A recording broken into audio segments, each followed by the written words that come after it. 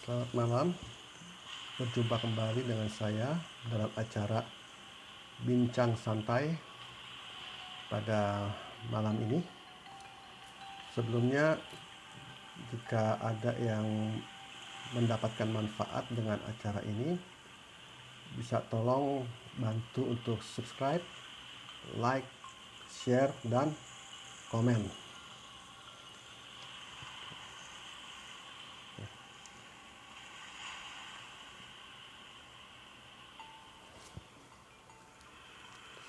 Ya, sebentar kita akan bahas mengenai meningkatkan ketajaman intuisi.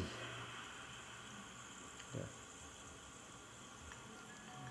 Jadi malam hari ini kita ingin bahas mengenai bagaimana caranya meningkatkan ketajaman intuisi. Waktu saya membahas mengenai Dark Night of the Soul, saya sudah sedikit menyinggung mengenai kata intuisi. Ya. Jadi saat ini saya ingin bahas masalah itu.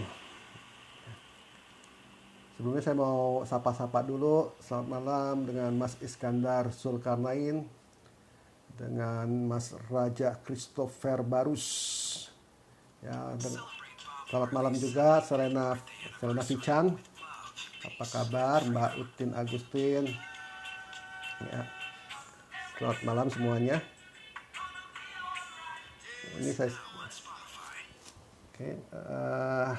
kita lanjut ya.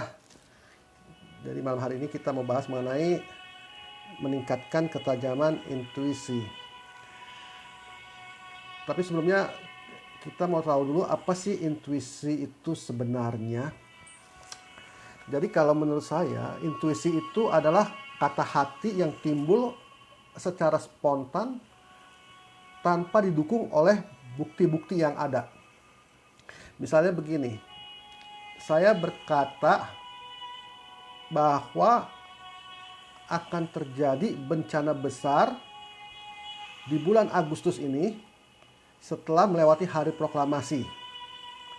Lalu ketika seseorang bertanya pada saya, bagaimana bisa tahu, bagaimana bisa mengerti, maka saya tidak dapat menjelaskan karena memang tidak ada data-data yang mendukung. Beda dengan yang namanya sensing. Selamat malam Mbak Leni Nur Cahyani. Beda dengan sensing. Antara intuisi dengan sensing itu berbeda. Kalau sensing, dia didukung oleh data. Jadi misalnya begini, saya berkata bahwa akan ada bencana alam yang terjadi di bulan Agustus. Lalu ketika seseorang bertanya, dari mana saya tahu? Maka saya bisa menjawab, dapat dilihat dari bencana-bencana alam yang sedang terjadi saat ini. Karena bencana besar biasanya akan didahului oleh bencana-bencana sedang yang terjadi secara berkesinambungan. Jadi ada penjelasan, ada data. Ya. Ini contoh perbedaan antara sensing dengan intuisi. Selamat malam Mbak Sari Komala. Selamat bergabung. Ya. Oke. Nah, jadi kalau sensing itu ada datanya gitu ya, beda dengan intuisi. Kalau intuisi nggak pakai data. Jadi intuisi itu timbul begitu saja. Kalau begitu intuisi bisa salah. Sangat bisa. Jangankan intuisi, sensing pun yang didukung oleh data itu bisa salah. Apalagi intuisi yang tidak didukung oleh data.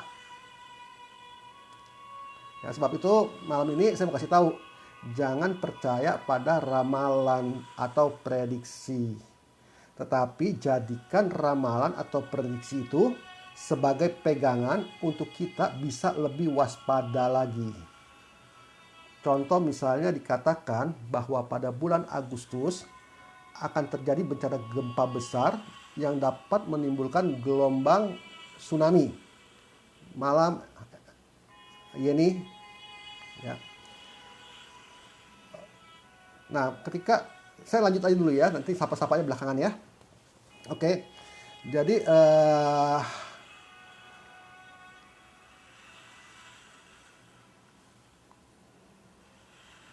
sekali lagi saya ulangin, jangan percaya dengan ramalan atau prediksi, tetapi jadikan ramalan atau prediksi hanya sebagai pegangan.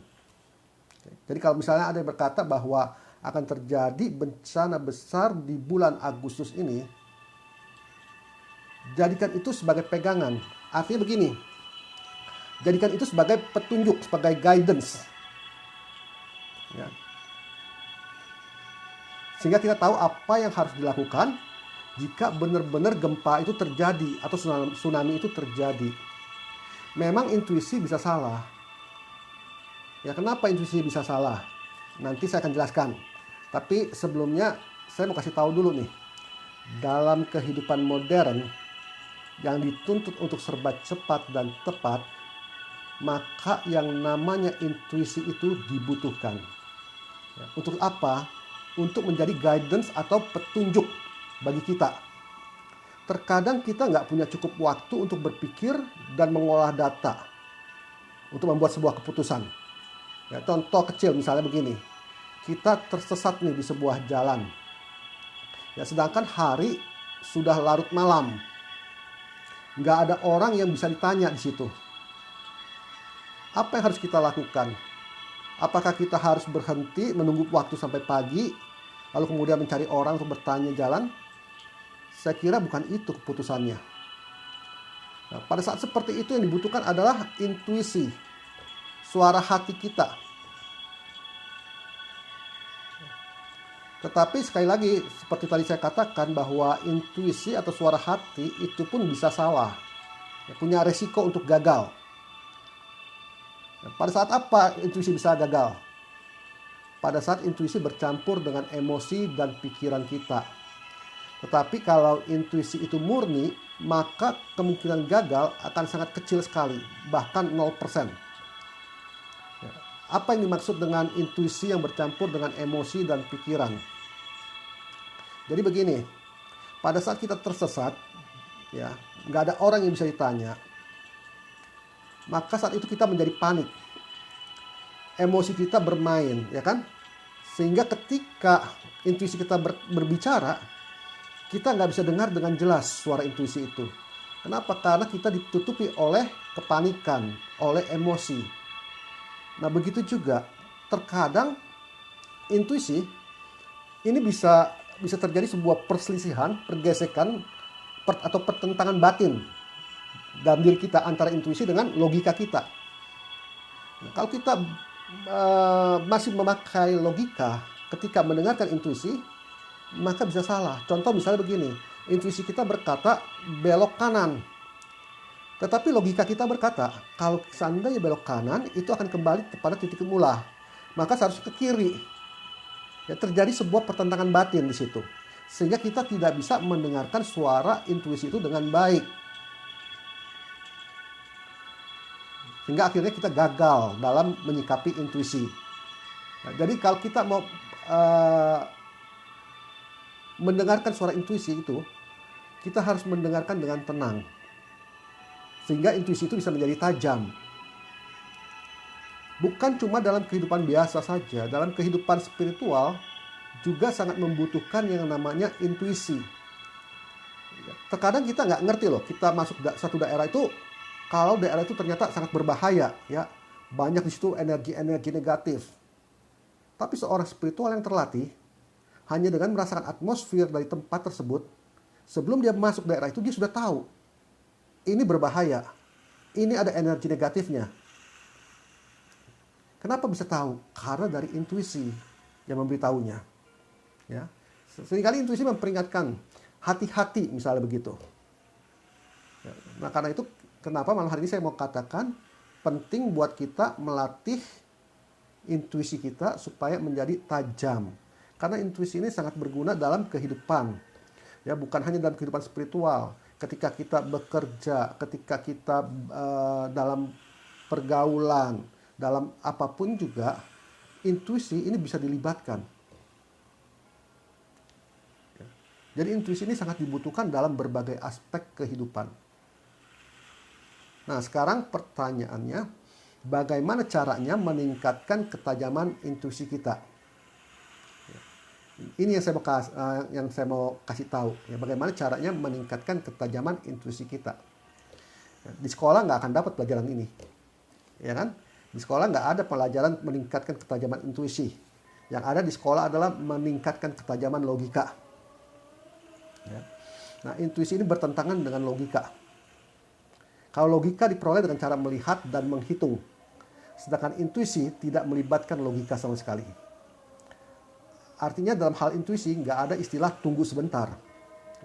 Ngerti nggak maksud saya? Begini loh. Jadi kalau dengan logika, kita mungkin akan selalu berkata, tunggu sebentar, saya pikirkan. Ya, itu sebabnya banyak orang seringkali kehilangan kesempatan. Kenapa? Kelamaan mikir. Betul ya? Tapi kalau dalam intuisi yang dikenal cuma istilah cepat dan tepat.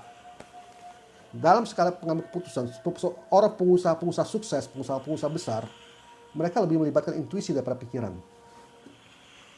Karena kalau kita melibatkan pikiran, kelamaan. Terkadang keputusan itu harus diambil dengan cepat gitu loh. Nah, saat itulah intuisi bekerja dalam hidup. Ya, jadi intuisi ini tidak hanya digunakan untuk dunia-dunia spiritual gitu ya. Tidak hanya digunakan untuk hal-hal yang paranormal. Nggak seperti itu. Dalam kehidupan sehari-hari, intuisi tetap bekerja. Contoh misalnya begini, ketika kita berjalan mau belok, ada mobil kencang dari sebelah belakang, dari sebelah depan kita, sebelah kiri, dan kita nggak tahu tuh, nggak lihat. Tapi intuisi bisa memperingatkan, berhenti. Tiba-tiba ada kata seperti itu kan, berhenti. Nah, itu intuisi yang memperingatkan kita. Jadi intuisi itu berguna dalam seluruh aspek kehidupan. Ya, selamat malam, Cinta Chelsea dari Palembang. Apa kabar? Ya, ini banyak yang belum saya sapa-sapa. Terlewat ya, Mbak Novi Ariana juga, selamat malam. Jadi kita sedang membahas mengenai intuisi, ya, cara meningkatkan ketajaman intuisi. Nah, jadi intuisi ini harus dilatih supaya jangan emosi dan pikiran itu mengotori, ya kan? Nah, bagaimana cara melatih intuisi? Ada beberapa cara yang bisa dilakukan untuk meningkatkan intuisi. Yang pertama adalah dengan meditasi. Bisa lakukan meditasi seperti meditasi cakra, ya, yang kita pernah bahas tuh waktu beberapa minggu yang lalu, meditasi cakra. Nah, ini bisa mendapatkan intuisi yang tajam. Yang perlu dilakukan apa ketika meditasi cakra? Yang perlu dilakukan adalah fokus kepada cakra ajna. Cakra ajna itu adalah tempat di mana intuisi itu bekerja. Ya, supaya cakra ajna itu bisa lebih tebal, lebih kuat, dan lebih seimbang. Sehingga intuisi kita juga lebih matang. Jadi dengan kata lain, intuisi itu berhubungan dengan mata batin Anda. Semakin aktif mata batin yang kita miliki, maka semakin tajam intuisi yang kita miliki. Saya sering mengatakan bahwa mata batin itu bukan hanya digunakan untuk melihat makhluk gaib. Kalau tujuannya mata batin untuk melihat makhluk gaib, berarti pengertian atau pemahaman tentang mata batin itu masih sangat rendah. Ya, karena mata batin tidak selalu bicara mengenai melihat makhluk gaib. Dengan mata batin yang aktif, kita bisa menyadari entitas divine energy. Ini yang terpenting. Ya. Selain itu, mata batin yang aktif juga akan semakin meningkatkan intuisi kita. Sehingga ketika kita masuk sebuah daerah, sebelum kita menginjakkan kaki di daerah itu, kita sudah tahu. Ya, kita sudah bisa menyadari apakah di daerah itu banyak makhluk gaibnya atau tidak. Ya, apakah daerah itu energinya negatif atau tidak. Ini kita bisa sudah tahu terlebih dahulu. Kalau ini kita pandang dari segi spiritual.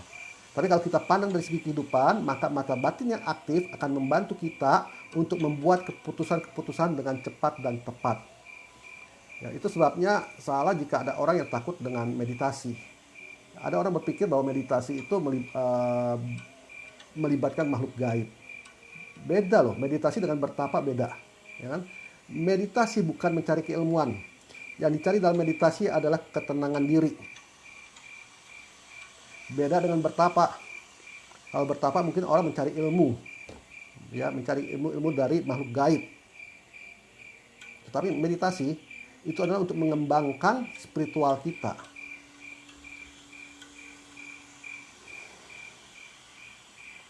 Jadi sekali lagi saya mau kasih tahu bahwa meditasi itu sama sekali bukan mencari keilmuan. Ya, tapi dengan meditasi kita bisa menekan emosi dan pikiran kita yang liar. Sehingga kita bisa lebih terkendali, sehingga intuisi yang ada dalam jiwa kita dapat menjadi lebih peka dan dapat menjadi lebih berkembang, dapat menjadi lebih tajam. Ya, jadi mulai sekarang kalau masih ada yang melakukan meditasi, pembukaan cakra ajna dengan tujuan untuk melihat makhluk gaib, coba diubah cara pandangnya, ya. Dan keinginan tujuannya itu diubah. Meditasi cakra ajna itu untuk lebih dapat merasakan entitas divine energy dan meningkatkan ketajaman intuisi. Karena ini jauh lebih berguna buat kehidupan kita dibandingkan cuma untuk melihat makhluk gaib. Nah, sekarang cara kedua untuk meningkatkan ketajaman intuisi adalah dengan cara bagaimana melibatkan 5 panca indera kita. Contoh misalnya, dengan indera pendengaran, kita bisa mulai membiasakan diri untuk belajar menerka terlebih dahulu siapa yang telepon. Misalnya gitu ya, ketika handphone kita bunyi, jangan langsung diangkat. Coba kita belajar untuk menerka siapa yang telepon, gitu kan? Lalu kemudian buat jurnal. Berapa kali benar tebakan kita, berapa kali salah. Semakin sering benar, berarti intuisinya semakin tajam. Bisa dengan cara seperti itu untuk melatih intuisi. Kemudian dengan indera penglihatan juga bisa juga, ya kan? Ketika kita jalan-jalan nih misalnya atau ketemu seseorang, coba kita terka.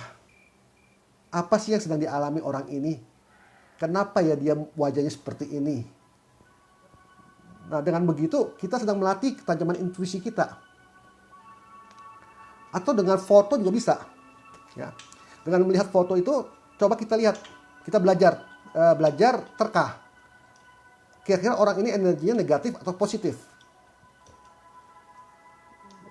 Nah, dengan begitu, lama-lama intuisi kita akan terlatih terus, dan akhirnya kita menjadi orang yang peka. Lalu kemudian dengan penciuman juga bisa, ya. Misalnya begini, ketika tiba-tiba kita mencium misalnya bau air laut misalnya gitu kan. Padahal rumah kita tuh nggak dekat sama air laut. Nah, coba rasakan apa yang akan terjadi. Saya sering seperti itu. Ya, ketika tahun kemarin itu saya cium bau air laut. Dan saya pikir itu akan terjadi sebuah bencana. Atau misalnya sebelum hujan turun, saya sudah mencium bau tanah. Wah, sebentar lagi hujan turun. Dan itu selalu benar. Sebentar lagi hujan akan turun gitu loh. Nah, jadi dengan begitu coba kita latih. Dengan apa yang kita cium itu, kita latih apa yang akan terjadi gitu loh. Nah, sambil kita buat jurnal. Jadi nanti kita catat berapa kali benar, berapa kali salah. Ya, seperti tadi saya katakan. Kalau lebih banyak benar, berarti intuisi kita sudah semakin terlatih dan semakin peka, semakin tajam. Jadi caranya seperti itu. Ya. Lalu kemudian juga kita bisa mulai belajar untuk mengartikan mimpi. Ya, kalau misalnya mimpi begitu kan, kita belajar coba artikan. Ya, tapi caranya gimana untuk lebih mudah mengartikan sebuah mimpi? Kita kaitkan dengan apa yang sedang kita alami hari-hari ini. Gitu kan? Nah, apakah mimpi ini berbicara mengenai keadaan yang sedang kita jalani, gitu. Misalnya begini, kita mimpi misalnya, kita sedang rencana nih untuk menikah tahun ini. Terus tiba-tiba kita mimpi gedung pernikahannya roboh gitu kan. Nah, ini kan kita bisa membuat sebuah prediksi. Berarti apakah artinya pernikahan saya akan gagal? Apakah artinya pernikahan saya akan ada yang membuat kekacauan? Jadi kita bisa lebih waspada gitu kan ya dalam menyusun rencananya gitu. Atau misalnya kita mimpi digigit ular, oh berarti saya akan mendapatkan jodoh. Coba aja diterka-terka begitu, ya kan? Jadi itu bukannya sembarangan nerka, tapi itu adalah kita sedang melatih ketajaman atau kepekaan intuisi kita lebih jauh lagi. Gitu. Ya. Lalu kemudian yang keempat, cara melatih intuisi yang keempat bisa juga dengan menggambar atau melakukan hal-hal yang kreatif. Ya, ada anak indigo, ya, itu dia cuma dengan coret-coret, orang cerita sama dia cuma coret-coret aja, dia gambar, dia bisa masuk ke kehidupan orang itu. Gitu. Dia bisa tahu apa yang terjadi dengan orang itu, apa yang dialami oleh orang itu. Ya. Nggak bisa seperti itu juga kita melatih intuisi. Lalu kemudian yang kelima, bisa juga dengan cara apa? Baca tarot. Nah, baca tarot itu bisa melatih kepekaan intuisi kita. Nggak semua orang bisa baca tarot. Kenapa? Tarot itu nggak melibatkan gaib. Yang dilibatkan adalah intuisi. Gitu. Kalau orang itu nggak bisa baca tarot, kenapa? Karena intuisinya tidak terasah. Nah, kita bisa belajar tuh. Ketika kita ada orang tanya gitu kan, ya kita buka kartu tarotnya, keluar gambar. Lalu gambarnya kita mulai baca gitu kan. Baca dengan intuisi kita tentunya. Ya, saya baca tarot itu tidak menggunakan patokan yang tertulis. Ya, tarot itu bisa dipelajari kok. Tarot itu punya rumusan, ya kan? Kalau kartunya terbalik bagaimana, kartunya lempeng gimana, terus kalau 7 cup itu apa artinya, semua itu ada. Tapi saya nggak pernah baca seperti itu. Yang saya gunakan adalah intuisi. Saya lebih nyaman menggunakan intuisi daripada saya terpaku oleh oleh yang sudah ada gitu loh. Ya, saya lebih suka menggunakan intuisi. Ya, jadi kartu tarot juga bukan melibatkan hal-hal gaib, nggak ada tujuannya itu ya. Jadi kartu tarot itu sebenarnya kalau kita lihat mulai ada itu di Itali. Ya, namanya itu pertama itu adalah Carte de Triomphe, yang artinya kartu kemenangan, kartu kejayaan. Terus kemudian dibawa ke Prancis. Nah, di Prancis dikenal dengan nama Tarocchi. Ya, kemudian akhirnya menjadi tarot. Itu asal mulanya kartu tarot. Ya, pada mulanya kartu tarot ini bebas orang mainkan kartu tarot, tapi kemudian ada seorang penceramah mengatakan bahwa semua permainan kartu itu adalah berasal dari setan. Nah, ditambah lagi kartu tarot itu punya gambar pendeta wanita, ya, di mana saat itu di dalam kepercayaan Katolik perempuan nggak boleh jadi pendeta. Lalu kemudian juga ada gambar penyihir, ada gambar apalagi tuh ya. Nah, sejak itu maka dianggap bahwa kartu tarot ini berasal juga dari setan. Gitu. Padahal sama sekali kartu tarot tidak menggunakan kekuatan gaib. Kalau selama saya mempermainkan tarot ya, saya tidak pernah menggunakan gaib. Yang saya pakai adalah intuisi. Kalau saya bisa menggunakan dengan intuisi, berarti Anda juga bisa. Tinggal tergantung pada ketajamannya. Nah, ketajamannya bagaimana? Latih terus, baca terus tuh tarot. Gitu ya. Jadi jangan bosen. Tiap pagi lihat kartu gambar. Coba hari ini apa yang akan terjadi ya? Lihat satu gambar gitu kan. Lalu kemudian terjemahkan gambar itu. Nah, itu melatih intuisi kita untuk meningkat gitu. Lalu kemudian yang keenam ya. Ini udah mau setengah jam loh. Yang keenam, cara melatih ketajaman intuisi bisa juga dengan cara menguji firasat. Jadi contohnya begini. Di jalanan mobil lewat nih, gitu kan. Kita lihat plat nomornya kan. Plat nomor terakhir angkanya 6. Nah, terus kemudian belum ada yang lewat lagi kan. Nah, ketika belum ada lewat itu, coba kita tebak angka berapa yang akan datang. Gitu. Nah, ini juga bisa meningkatkan ketajaman intuisi kita juga. Gitu. Ya. Lalu kemudian yang terakhir yang ketujuh. Yang ketujuh, mulai lebih banyak pergunakan perasaan dibandingkan pikiran. Kenapa perempuan lebih tajam intuisinya dibandingkan laki-laki? Karena perempuan lebih dominan pada perasaan daripada pikiran. Perempuan lebih mudah menebak seseorang. Kamu hati-hati sama dia loh. Ya kan? Saya lihat kok perasaan saya nggak enak. Biasa perempuan tuh suka mengatakan gitu. Perasaan saya kok kayaknya nggak enak. Itu sebenarnya sudah intuisi itu. Intuisinya sudah bekerja. Gitu. Laki-laki nggak bisa seperti itu. Nah, jadi perempuan lebih unggul sebenarnya dalam hal intuisi dibandingkan laki-laki. Lebih tajam intuisinya. Karena memang perempuan itu pada dasarnya kodratnya sudah menggunakan perasaan dibandingkan logika, dibandingkan pikiran. Perempuan nggak perlu data, ya. Tapi kalau laki pasti tanya buktinya mana, gitu. Jadi itu sebabnya perempuan sebenarnya lebih gampang mengatur intuisinya. Nah, jadi coba kembangkan nih tujuh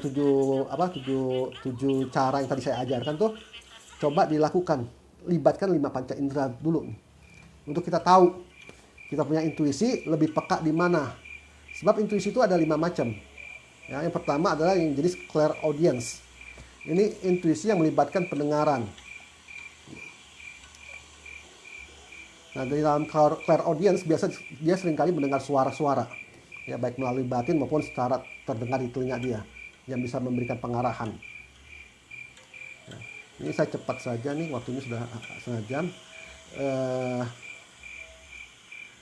Ya, kemudian ada lagi yang namanya clairvoyance. Clairvoyance ini lebih kepada penglihatan. Jadi clairvoyance adalah intuisi yang dapat melalui penglihatan dalam sebuah gambar. Orang yang memiliki kemampuan seperti ini dapat mempersepsikan hal-hal atau kejadian-kejadian baik yang terjadi di masa lalu maupun yang akan terjadi di masa yang akan datang. Ya, biasanya yang jenis ini lebih banyak dikaitkan sebagai peramal. Jadi ada banyak bentuk clairvoyance yang paling sering dialami namun kadang tidak disadari dalam kehidupan seseorang. Ya. Lalu kemudian ada yang namanya claircognizance. Claircognizance di sini adalah peka pada firasatnya. Ya, dia bisa tahu apa yang akan terjadi, dia bisa merasakan apa yang akan terjadi tanpa data. Seperti tadi saya katakan, biasanya perempuan lebih aktif di sini nih, di claircognizance. Ya. Biasanya perempuan intuisinya lebih tajam di sini. Bisa diasah di dalam firasatnya ini juga. Gitu. Lalu kemudian ada yang namanya clairsentience. Clairsentience ini adalah intuisi yang didapat melalui perasaan. Ya, contoh misalnya pada saat kita berencana buat berenang di laut, tiba-tiba kita merasakan sakit pada bagian perut, ya kan? Sehingga nggak jadi berenang. Akhirnya tiba-tiba terjadi gelombang besar, gitu kan? Tanpa kita sadari. Nah, itu sebenarnya adalah juga intuisi juga. Lalu kemudian yang terakhir ada yang namanya clairaliance. Clairaliance ini adalah jenis intuisi yang didapat melalui penciuman. Ya. Nah, kemampuan ini memungkinkan kita untuk mencium sesuatu di luar jarak yang memungkinkan. Misalnya mencium bau laut, gitu kan, seperti tadi saya cerita ya. Padahal jaraknya laut itu sangat jauh, gitu kan. Nah, ini memberikan petunjuk-petunjuk melalui penciuman biasanya, kalau yang orang-orang yang aktif di clairaliance. Gitu. Nah, jadi malam hari ini kita belajar bahwa mata batin bukan hanya untuk melihat makhluk gaib. Tapi mata batin adalah untuk membuat kita jauh lebih mengenal kepada entitas divine energy dan juga intuisi kita lebih tajam melalui mata batin itu. Nah, saya pikir jauh lebih menarik dibandingkan hanya untuk melihat makhluk gaib. Ya, kalau Anda ini maksudnya melibatkan kemampuan intuisinya ini, itu jauh lebih menarik. Contoh kemarin tuh yang satu admin kita, ya kan, itu dia punya kepekaan di clairvoyance. Saya sering kali coba kasih lihat nih gambar, coba kamu tebak gambarnya apa yang terjadi dulunya. Itu bisa terlihat gitu, seperti film gitu kan. Itu kan menarik, ya. Nah, jadi lebih baik mengasah ke hal-hal intuisi dibandingkan cuma untuk melihat makhluk gaib. Menurut saya begitu, karena itu lebih berguna pada kehidupan kita. Pada saat kita bekerja, pada saat kita berhubungan dengan seseorang, itu akan lebih baik, gitu. Oke, jadi sampai di sini saja dulu penjelasan saya mengenai bagaimana cara meningkatkan ketajaman intuisi kita. Jadi nanti coba Anda bisa melatihnya sendiri di rumah dengan apa yang saya sudah sampaikan. Kalaupun misalnya nanti masih kurang jelas, nanti kan ada videonya juga kita masukkan di YouTube dan di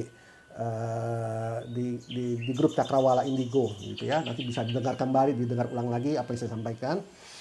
Terima kasih buat waktunya sudah menemani saya malam hari ini, dan besok minggu yang akan datang kita akan bahas mengenai perjalanan spiritual. Ya, saya akan pandu perjalanan spiritual dari awal. Karena saya merasakan bahwa memang hari-hari ini banyak orang yang sedang spiritual awakening, sedang bangkit. Kemarin kita sudah bahas mengenai Dark Night of the Soul dan ciri-ciri dari spiritual awakening. Nah, besok Sabtu depan kita bahas mengenai perjalanannya bagaimana untuk kita bisa mencapai kebahagiaan hidup yang hakiki gitu. Oke, terima kasih buat waktunya. Selamat malam. Namaste.